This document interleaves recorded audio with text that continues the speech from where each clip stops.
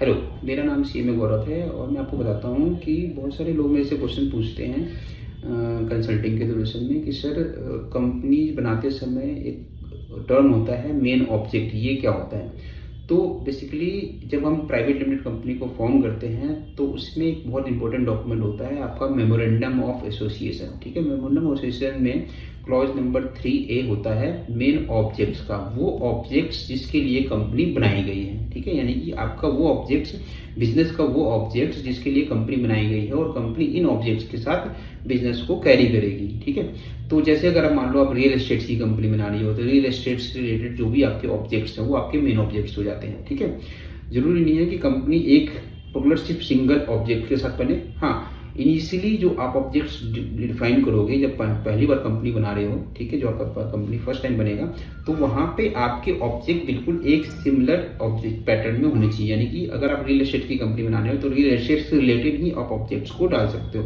यहाँ पे कंस्ट्रक्शन भी कर सकते हो आप, वहाँ पे अपने बिल्डिंग भी बना, मतलब बिल्डिंग कंस्ट्रक्शन भी कर सकते हो, रोड भी कर सकते हो, कमीशन पे भी काम कर सकते हो। यानी कि रियल एस्टेट बिजनेस रिलेटेड आप काफी सारे ऑब्जेक्ट्स को सिंगल उसी कंपनी में at the time of incorporation incorporate कर सकते हो।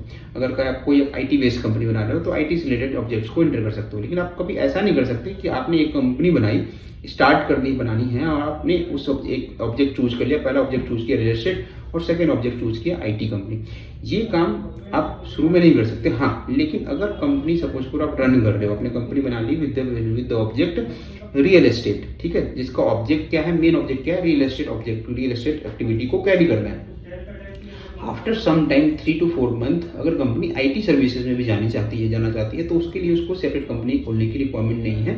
ठीक है, आप अपने कंसल्टेंट को बोलोगे, आपका कंसल्टेंट आपके मेन ऑब्जेक्ट क्लॉज को ऑल्टर करेगा। यानी कि मेन ऑब्जेक्ट क्लॉज में जो IT से रिलेटेड सर्विसेज है उसको वो अपेंड करेगा। ठीक है, उसमें वो ऐड करेगा और उसका अप्रूवल मिनिस्ट्री से लेके आपको दे देगा। ठीक है, तो इस तरह से आप फ्यूचर में अपने मेन ऑब्जेक्ट क्लॉज को यानी कि को भी एडिशन कर सकते हो, चेंज भी कर सकते हो और उसमें ऐड भी कर सकते हो। ठीक है, तो ये होता है कंपनी का मेन ऑब्जेक्ट जो कि इन्फ्यूज किया जाता है मेमोरेंडम ऑफ एसोसिएशन में। ठीक है।